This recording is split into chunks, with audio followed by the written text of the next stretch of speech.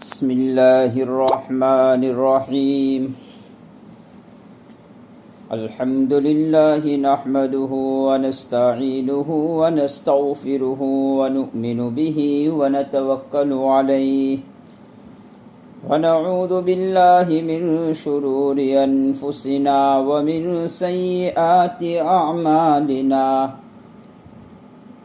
من يهده الله فلا مضل له ومن يضلله فلا هادي له ونشهد أن لا إله إلا الله وحده لا شريك له ونشهد أن سيدنا ومولانا محمدا عبده ورسوله أما بعد فأعوذ بالله من الشيطان الرجيم بسم الله الرحمن الرحيم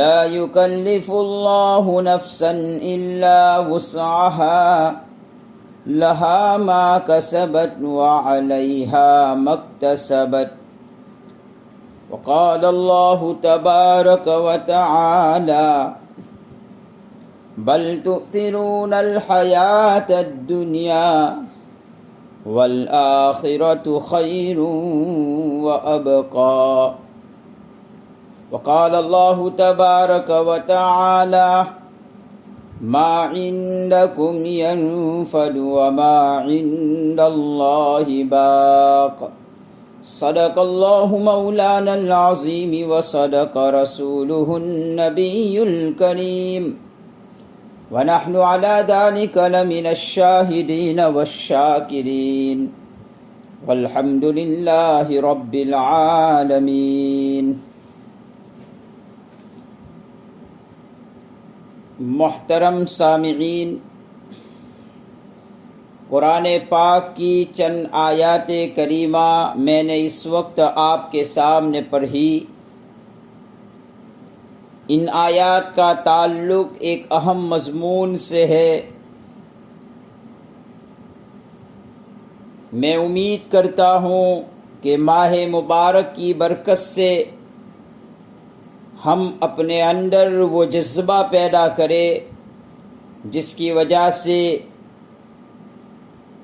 ان آیتوں میں جو مضمون پیش کیا ہے وہ ہماری زندگی میں آ جائے اور ہم ان چیزوں پر عمل کر کے اپنی دنیا اور آخرت کو سنوارنے والے بنے۔ محترم سامعین، دنیا میں اللہ نے محنت کرنے کے لیے انسانوں کو بھیجا ہے، اور ہر انسان اپنے اپنے اعتبار سے محنت کرتا رہتا ہے۔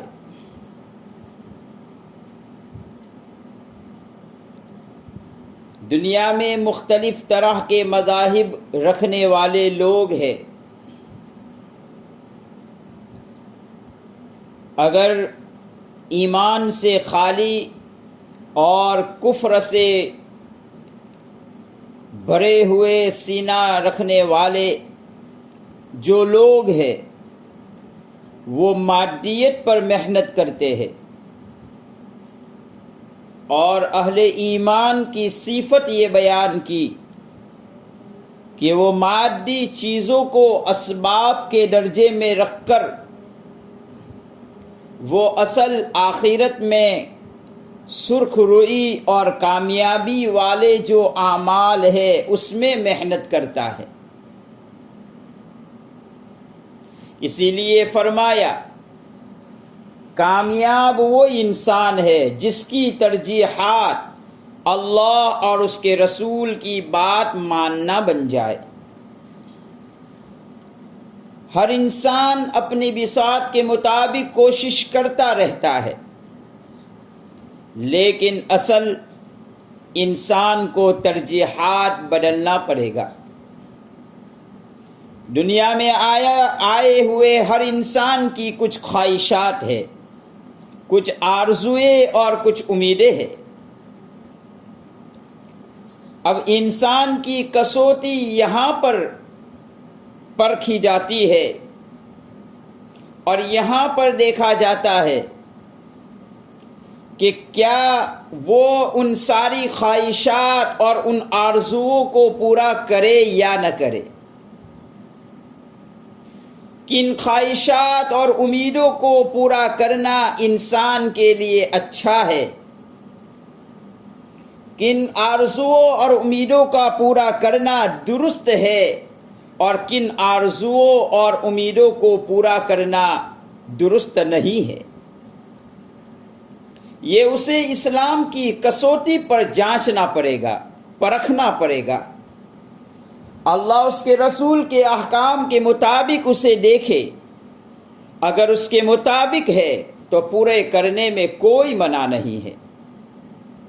ان آرزوؤں اور ان خواہشات کو اپنی زندگی میں لانا کوئی منع نہیں ہے، اور اگر وہ خواہشات اور دل کے جذبات اللہ اس کے رسول کے طریقوں سے منحرف ہے تو ہرگز اسے پورا نہ کیا جائے۔ قرآن کریم میں اللہ تعالیٰ فرماتے ہیں بل تؤثرون الحیات الدنیا، تم لوگ دنیاوی زندگی کو ترجیح دیتے ہو، والآخرۃ خیر وابقی، جبکہ آخرت تمہارے لیے بہتر اور پائیدار ہے۔ اس کو ایک مثال سے سمجھو، اگر ایک انسان اچھا کپڑا پہننا چاہے، شریعت نے منع نہیں کیا ہے، ہر انسان کی خواہش ہے کہ وہ اچھا کپڑا پہنے، ہر انسان کی خواہش ہے کہ اس کے گھر کا سامان اچھا ہو، اس کے گھر کی چیزیں اچھی ہو، اس کے گھر کے برتن اچھے ہو، اس کی سواری سب سے اچھی ہو۔ لیکن اب یہاں پر یہ دیکھنا پڑے گا کہ وہ کپڑا اس لیے پہن رہا ہے کہ اللہ نے اسے ایک نعمت عطا فرمائی ہے، اور اللہ نعمت کو اس کے جسم پر دیکھنا چاہتا ہے۔ گویا وہ انسان اچھا کپڑا اس لیے پہن رہا ہے کہ اللہ اس کے جسم پر اچھا کپڑا دیکھ کر خوش ہوں گے، اس کی یہ نیت ہو کہ اللہ نے جو مجھے مال دیا ہے میں اللہ کو پہن کر خوش کروں، اس کا اثر جسم پر ظاہر ہو۔ گویا اللہ کی خوشی کے لیے کپڑا پہن رہا ہے تو اس کا یہ کپڑا پہننا باعث خیر ہے۔ گویا کہ وہ اپنی نیت، اپنی خواہشات کو اللہ کی خواہشات میں فنا کر دے تو یہ باعث خیر ہے۔ لیکن اس کی نیت بدل گئی، میں کپڑا اس لیے پہن رہا ہوں تاکہ میں لوگوں میں اچھا لگوں، مجھے یہ پوچھا جائے یہ کپڑا کہاں سے خریدا، اتنا بہترین کپڑا تم کہاں سے لاتے ہو۔ یہ اب کپڑا پہننا لوگوں کو دکھلانے کے لیے ہوا، یہ باعث شر ہو گیا۔ گھر کی ساری چیزیں عمدہ سے عمدہ رکھے، اللہ پسند کرتا ہے، بہترین چیزوں کو اللہ پسند کرتا ہے، اور وہ ان نعمتوں پر اللہ کا شکر گزار بندہ بنتا ہے تو اللہ اس کو پسند کرتے ہیں۔ لیکن یہ گھر کی چیزوں کو اس لیے نمایاں رکھتا ہے، اس لیے بہتر رکھتا ہے تاکہ لوگ پوچھے یار یہ مکان کس کا ہے، یہ گاڑی کس کی ہے، تاکہ لوگوں میں امتیاز ہو جائے، لوگوں میں اس کا ایک عہدہ ہو جائے، لوگوں میں اس کی ایک نیک نامی ہو جائے کہ یہ بہت مالدار آدمی ہے، اس کی گاڑی سب سے اچھی ہے، اس کا گھر سب سے اچھا ہے، اور یہی سب چیزوں کے لیے وہ اپنی گاڑی بھی اچھی رکھ رہا ہے، اپنے گھر کو بھی بہتر بنا رہا ہے، تو یہ اس کی ترجیحات بدل گئی۔ یہ ترجیحات اب دنیا کے لیے ہو گئی، اور اصل تو ہمیں آخرت کو ترجیح دینا چاہیے۔ اللہ تعالیٰ فرماتے ہیں فاتقوا اللہ ما استطعتم، دیکھو ہر انسان 100% متقی بن جائے، ایسا نہیں ہو سکتا ہے۔ ہر انسان 100% اس کی سوچ اللہ اس کے رسول کے تابع ہو جائے، ایسا نہیں ہو سکتا ہے۔ اسی لیے اللہ تعالیٰ اس آیت کریمہ میں فرماتے ہیں فاتقوا اللہ ما استطعتم، جتنا تم سے ہو سکے اتنا اللہ سے ڈرو، تم کوشش کرو۔ اسی لیے نبی کریم صلی اللہ علیہ وسلم کا ارشاد گرامی ہے بشروا ولا تعسروا، تم خوشخبری پھیلاؤ، تم خوشخبری دینے والے بنو، نیکی تنگی میں لوگوں کو نہ ڈالو، تم لوگوں کو سختی میں نہ ڈالو۔ اللہ کے نبی علیہ السلام نے فرمایا الدین یسر، دین تو بہت آسان ہے، دین تو بہت آسان ہے، جتنا تم سے ہو سکے تم تمہاری تھوڑی سی سوچ بدلو، اور تمہارا یہ سوچنا، تمہارا یہ دنیاوی کام یہ اللہ کے لیے ہونا چاہیے، یہ آخرت کے لیے ہونا چاہیے۔ تمہارے سامنے آخرت ہونی چاہیے، تمہارے سامنے دنیا نہیں ہونی چاہیے۔ دیکھو ایک آدمی بازار جاتا ہے، بازار جانے کے بعد وہاں کی بے شمار چیزوں کو دیکھتا ہے، وہاں اچھی اچھی چیزوں کو دیکھ رہا ہے۔ اب ہر انسان کا ایک مزاج ہوتا ہے کہ وہ ان چیزوں کو خرید لے، تو اب وہ خریدنے ہی والا ہے، وہ ان چیزوں کو اپنے یہاں لانے ہی والا ہے، صرف اس کو تھوڑی سی نیتوں کو بدلنا ہے۔ نیت کیا بدلے؟ دیکھو میں یہ پھل فروٹ اس لیے خرید رہا ہوں کہ میں میرے بچوں کو کھلاؤں گا، اور اللہ نے مجھے اہل و عیال کی پرورش کا حکم دیا ہے۔ اس نیت سے نہ خریدے کہ میں میرے بچوں میں واہ واہ کروں گا کہ دیکھو تمہارا باپ اتنی مہنگی چیز بھی تمہارے سامنے تمہارے لیے خرید کر لایا۔ میرے بچے باہر کو نکلیں گے اور پڑوسی کو بتلائیں گے میرا باپ اس طرح کی چیزیں لایا، اس طرح کے پھل فروٹ لایا۔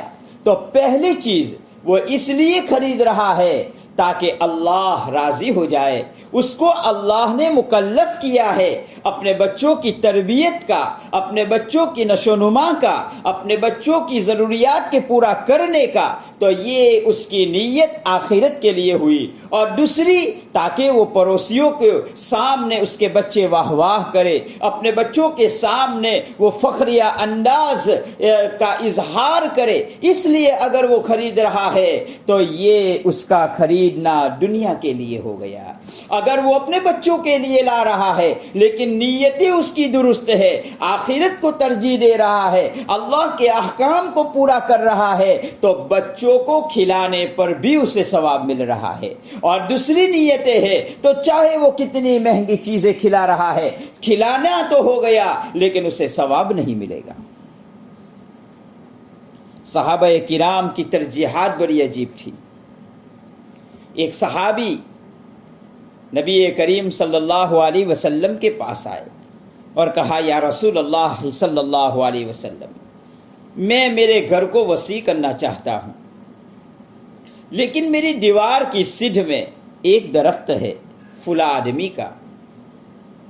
میں نے اس سے کہا یا تو یہ درخت مجھے فروخت کر دے، مجھے بیچ دے، یا تو اسے ایسے ہی چھوڑ دے، مجھے ہدیہ دے دے۔ لیکن وہ دونوں چیزوں سے منع کر رہا ہے، نہ بیچنے کے لیے تیار ہے، نہ وہ ایسے ہی دینے کے لیے تیار ہے۔ نبی کریم صلی اللہ علیہ وسلم نے جب ان کی بات کو سنا تو اس دوسرے آدمی کو بلایا اور کہا آپ کا ساتھی بات تو معقول کر رہا ہے، یا تو اس سے قیمت لے لو یا اسے یہ درخت کو ایسے ہی چھوڑ دو۔ اس نے نبی کریم صلی اللہ علیہ وسلم کے سامنے بھی دونوں باتوں سے انکار کر دیا اور یہ کہا نہ میں قیمت لوں گا نہ ایسے ہی چھوڑوں گا۔ آپ صلی اللہ علیہ وسلم کے کہنے پر بھی نہ چھوڑا۔ حالانکہ نبی کریم صلی اللہ علیہ وسلم نے یہ بات بھی ارشاد فرمائی اگر آپ اس درخت کو چھوڑ دیں گے تو میں اللہ سے وعدہ کرتا ہوں اس سے بہتر درخت جنت میں دلواؤں گا، اور وہ درخت ایسا دلواؤں گا کہ تیز رفتار گھوڑا 100 سال تک دوڑتا رہے گا، پھر بھی اس کا سایہ ختم نہ ہوگا۔ میں اس کے بدلے میں آپ کو ایسا درخت جنت میں دلواؤں گا۔ لیکن پھر بھی اس آدمی نے منع کیا۔ ایک صحابی کھڑے ہوئے اللہ کے نبی علیہ اور کہا، اے اللہ کے نبی علیہ السلام، اگر میں اس کو راضی کر لوں، میں اسے آمادہ کر لوں، تو آپ نے جو جنتی درخت کا وعدہ فرمایا کہ ایک درخت ملے گا جو اتنا لمبا ہوگا کہ 100 سال تک تیز رفتار گھوڑا دوڑتا رہے گا، پھر بھی اس کا سایہ ختم نہ ہوگا، یا رسول اللہ صلی اللہ علیہ وسلم کیا وہ درخت مجھے ملے گا؟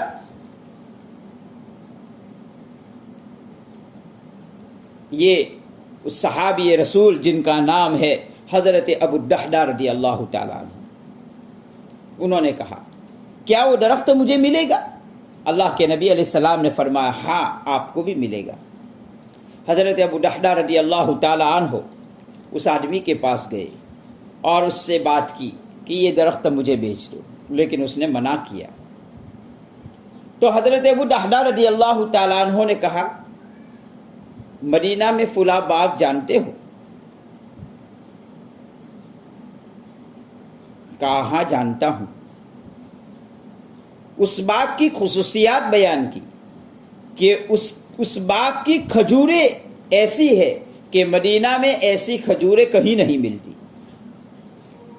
اس باغ میں ایک محل بھی ہے اور پانی کا کنواں بھی ہے۔ مدینے کے تاجر سب سے پہلے اس باغ کی کھجوریں خرید لیتے ہیں۔ یہ صفات والا باغ ہے، وہ باغ تم لے لو اور یہ درخت مجھے دے دو۔ حضرت ابو الدحداء رضی اللہ تعالیٰ عنہ کے باغ میں اس وقت 600 درخت تھے۔ کیا ترجیحات تھی حضرات صحابہ کی، اپنے دنیاوی باغ کو قربان کر رہے ہیں، اپنے دنیاوی سارا ذریعہ معاش اسی باغ کے ساتھ وابستہ تھا، لیکن اسے قربان کر رہے ہیں اور آخرت کو ترجیح دے رہے ہیں۔ ان کا منشا صرف یہ تھا ایک مسلمان کا گھر بن جائے، ایک مسلمان کی خیر خواہی تھی۔ حالانکہ حضرت ابو الدحداء رضی اللہ تعالیٰ عنہ کا پوری زندگی کا سرمایہ یہی ایک باغ تھا، آمدنی کا ذریعہ یہی باغ تھا، معاش کا ذریعہ یہی باغ تھا، رہائش بھی اسی باغ میں تھی۔ لیکن جس کے دل میں آخرت کا سودا ہو جائے اس کے لیے یہ کوئی حیثیت نہیں رکھتی ہے۔ ہمارے اکابرین میں حضرت مولانا عطا اللہ شاہ بخاری رحمۃ اللہ علیہ کے حالات میں لکھا ہے، حضرت مولانا عطا اللہ شاہ بخاری رحمۃ اللہ علیہ فرماتے ہیں یو پی میں ایک جگہ میری تقریر تھی، رات کو 3 بجے تقریر سے فارغ ہو کر لیٹ گیا، ابھی میں نیم غنودگی کی حالت میں تھا، مجھ کو محسوس ہوا کوئی میرے پاؤں دبا رہا ہے۔ میں نے کہا لوگ اس طرح سے تو دباتے ہی رہتے ہیں، کوئی مخلص ہوگا، مگر اس کے ساتھ معلوم نہ ہو رہا تھا کہ یہ مٹھی تو عجیب قسم کی ہے۔ باوجود راحت کے نیند رخصت ہوتی جا رہی تھی، سر اٹھایا تو دیکھا حضرت شیخ مدنی نور اللہ مرکزہ ہے۔ فوراً فرق کر چارپائی سے اتر پڑا اور ندامت سے عرض کیا حضرت کیا ہم نے اپنے لیے جہنم کا خود سامان پہلے سے کم کر رکھا ہے؟ آپ بھی ہم کو دھکا دے کر جہنم میں پہنچا رہے ہو۔ حضرت شیخ مدنی نور اللہ مرکزہ نے جواباً فرمایا آپ نے دیر تک تقریر کی تھی، آرام کی ضرورت تھی اور آپ کی عادت بھی تھی آرام کر لے، مجھ کو سعادت کی ضرورت تھی، ساتھ ہی نماز کا وقت قریب تھا، میں نے خیال کیا آپ کی نماز نہ چلی جائے اس لیے میں نے آپ کے پیر دبائے۔ دیکھو تو صحیح کیا ترجیحات تھی۔ حضرت عطاءاللہ شاہ بخاری رحمۃ اللہ علیہ سے حضرت مدنی رحمۃ اللہ علیہ کہنے لگے میں نے کیا اس میں غلطی کر دی؟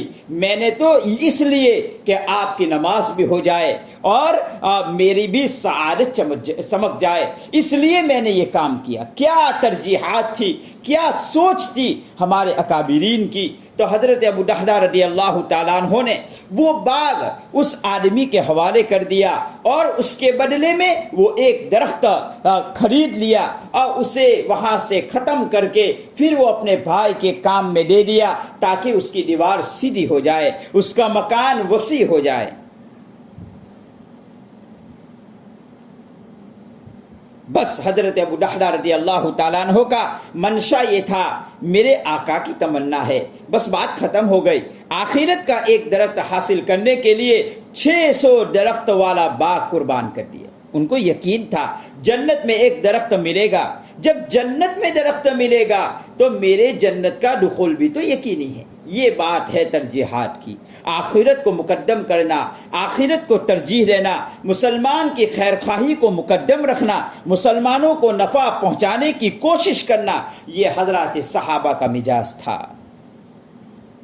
عجیب بات لکھی ہے، جب اس باغ سے بیوی بچوں کو باہر نکالا تو کیسے نکالا؟ باہر سے آواز لگائی، اندر داخل نہیں ہوئے، آواز لگائی یہ باغ بک چکا ہے، اب میں اندر نہیں آ سکتا، تم باہر آ جاؤ۔ بیوی نے سوچا یہ باغ جب بیچ دیا ہے تو اس سے بہتر باغ لیا ہوگا، اس سے بہتر محل تیار کیا ہوگا، اس سے فراوانی والا باغ ہوگا، اس سے اچھے میٹھے چشمے والا باغ ہوگا۔ جب باہر کو نکلے اور پتہ چلا کہ شوہر نامدار نے تو حضرت ابو دحدہ رضی اللہ تعالیٰ عنہ نے تو ایک درخت کے بدلے میں، جنت کے ایک درخت کے بدلے میں سودا کر دیا ہے۔ بیوی کہنے لگی بہت اچھا سودا ہے، مبارک ہو مبارک ہو۔ آخرت کو ترجیح دینے والے ایسے ہی ہوا کرتے ہیں۔ اللہ تو قدرداں ہے، اللہ جب بندوں کے اعمال کو دیکھتا ہے کہ یہ آخرت کے ترجیح دینے والے ہیں، یہ دنیا کے پرستار نہیں ہے، تو پھر اللہ تعالیٰ نے آیت اتار دی لن تنالوا البر حتى تنفقوا مما تحبون۔ تم اگر پسندیدہ چیزوں کو خرچ کرو گے تو تم اللہ کے محبوب بن جاؤ گے۔ یہ اللہ تعالیٰ نے ان کی شان میں آیت اتار دی۔ یہ صحابہ کرام تھے جو آخرت کو ترجیح دیتے تھے۔ میں آج کی مجلس میں تمام معزز سامعین سے یہی درخواست کرنا چاہتا ہوں، ہم بھی اپنے کاموں میں آخرت کا استحضار پیدا کریں۔ ہم بھی اپنے کاموں میں، چاہے دنیاوی کام ہو چاہے اخروی کام ہو، اس میں آخرت کو سامنے رکھنے والے بنے، دنیا کی کوئی غرض ہم سے وابستہ نہ ہو۔ یہی رمضان مبارک ہمیں اس عمل کی طرف بھی ابھار رہا ہے کہ اگر رمضان مبارک میں ہمارا ہر کام اللہ واسطے ہو گیا، ہمارا ہر سوچنا اللہ واسطے ہو گیا، ہمارا ہر عمل اللہ کے لیے ہو گیا، آخرت کے لیے ہو گیا، تو ممکن ہے رمضان مبارک کی برکت سے اللہ آئندہ 11 مہینے بھی ہمیں اللہ کے لیے کام کرنے والے بنائیں گے۔ بہرحال مسلمان کی ایک صفت یہ ہے، وہ ہمیشہ آخرت کو ترجیح دیتا ہے، وہ دنیا کو ترجیح نہیں دیتا ہے۔ اللہ عمل کی توفیق مجھے بھی عطا فرمائے، آپ سبھی حضرات کو عطا فرمائے۔ وآخر دعوانا